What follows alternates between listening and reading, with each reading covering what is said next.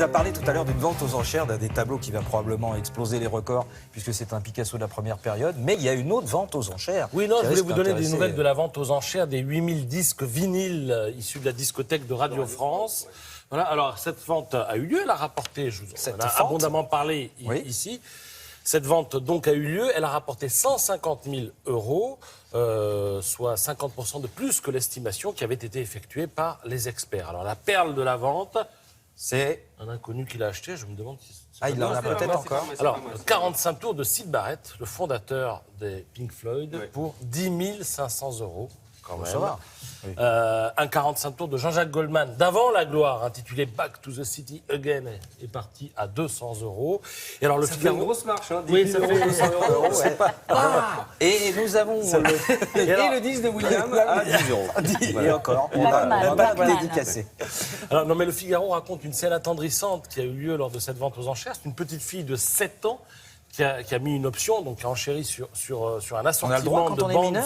Elle était visiblement accompagnée de papa et maman. Elle a mis une option donc sur un assortiment de bandes son des adaptations cinéma de Tintin. Et alors, tout le monde s'est regardé et personne n'a bougé. Personne n'a osé enchérir. C'est normal. Et elle a pu repartir avec. Alors l'argent récolté servira évidemment à numériser les enregistrements de la discothèque de Radio France. Donc si vous voulez acheter le Picasso, prenez une petite fille de 7 ans. Voilà, c'est ce qu'il faut retenir de cette information. ça peut marcher. Alors à la une du Parisien, regardez ce titre ce matin, l'incroyable casting du prochain Lelouch. Ce sera son 46e film. Alors là, on ouvre le journal et effectivement, il y a du gros.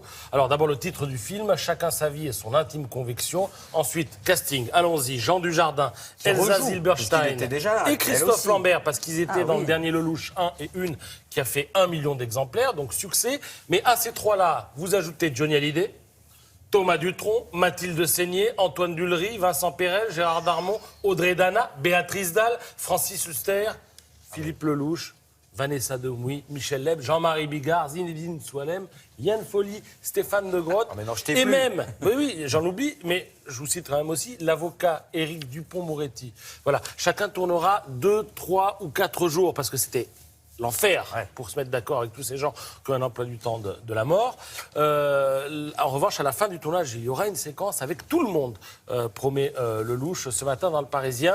Alors, il mise pour ce film sur la spontanéité de chacun, donc on a hâte de voir. Et alors, ça va se passer à Beaune, dans le vignoble bourguignon, donc autour d'un festival de jazz.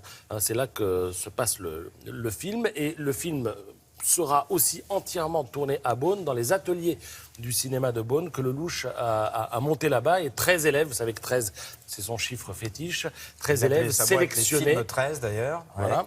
13 élèves sélectionnés participeront à toutes les étapes de la fabrication du film.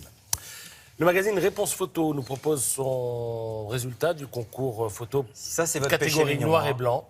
Alors voilà, je vous laisse juger. Un jeu d'ombre urbain pour le premier prix et 100 euros pour l'auteur de cette photo.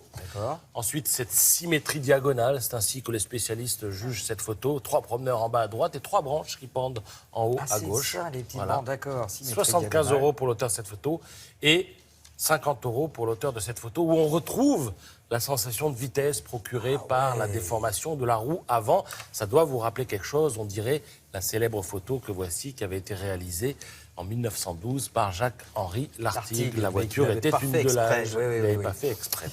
Magnifique. Il reste un tout petit peu de temps. Non, il ne nous reste pas de temps. Il ne nous reste pas de temps, non, mais c'est pas grave. Merci beaucoup. À demain.